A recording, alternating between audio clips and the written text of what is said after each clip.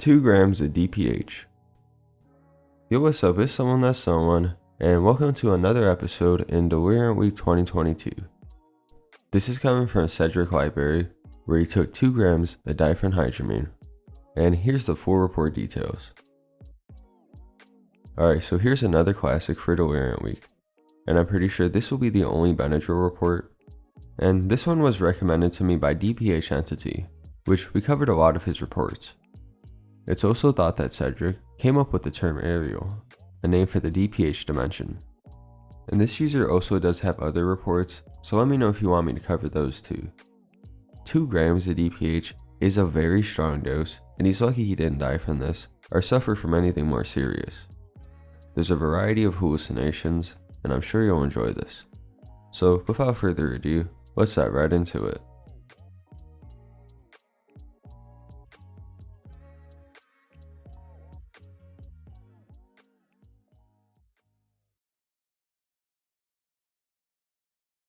I went to hell and back to be able to tell you this. 2 grams. Don't do it.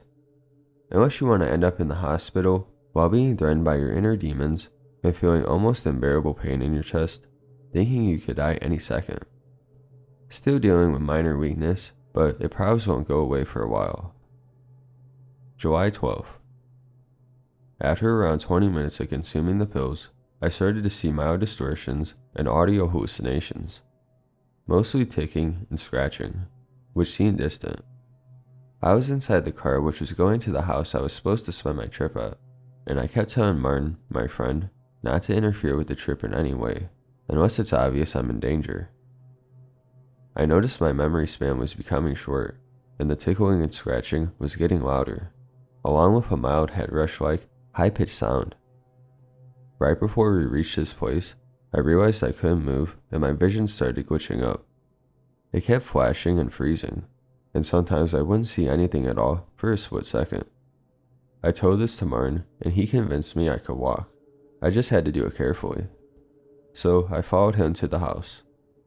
I was very, very heavy, and every time I looked at the floor, it was like my feet were sinking into it. I was left alone in the room, which was slowly melting, and most of the furniture had bright, unusual outlines. At this point, I felt crawling all over me. Vision flashed again, and I found myself completely covered in spider webs. Moving my hands through them helped for a little while. Hands would go through them and they'd fade, but the webs came back almost immediately. I could feel the sticky sensation on my skin, which made them seem just as real as I was. Then, there was a loud knock at the window. I turned around to see someone standing behind it, so I opened it. I heard music coming from outside. It was different from what I heard during my last trip, but strangely familiar and similar to it. "Let's go, Cedric," said the creature, and I climbed out the window without much consideration. It was extremely hard to walk. The grass in the trees seemed grainy, and it looked like they were moving, crawling, breathing, and living. My sense of time was severely distorted. Some steps would feel like an eternity, or I would black out and confuse very long periods of time for a second. We were going towards the music, the creature walking a few steps ahead of me. After a while, I started noticing lights, probably torches, among trees, and hundreds of moths around them. The air was full of moths, and they would land on me and fly around. I tried my best to keep them out of my face, failing miserably. Finally, we reached a clearing. There were many people there. At the front, very still, stood my relatives, all dressed in black, surrounded by shadows and people I don't know. They all seemed frozen and had the same blank expression on their faces, with their eyes fixed on me. I tried to talk, but my voice got stuck in my throat. It was extremely sore and dry. I started feeling a mixture of guilt and fear, because I could tell they all knew the creature took me here because of DPH, and considering most of them were dead, I wasn't sure if I was still alive. Suddenly, there was a very unpleasant crackling sound and a white flash. The creature who took me here was gone now, and everyone was just walking around and talking, completely ignoring me. I decided to sit because of the heaviness, After a while, I noticed with the corner of my eye, a black dot moving through the grass towards me very quickly. Then, I would feel a budge moving under my shirt at the right shoulder. I freaked out and smacked it, and a black rat fell out of my sleeve. It looked dead, but every time I took my attention off it, it would disappear and run/hide under my shirt again. I was really scared of it for some reason, and after around 5 loops of this, I started beating it repeatedly after it dropped out of my sleeve, until the rat's body turned to some sort of rubber goo. Its legs were still moving. After this, it wouldn't touch me again, but I kept seeing its distorted body with the trembling legs from time to time. I quickly stood up and went to a different spot. I was approached by my mother. She was crying. "Why did you do this, Cedric? We warned you." I told her not to worry and that I was going to be fine. Bullshit. Other people froze again, and I can hear voices saying, "We warned you," and "What have you done?"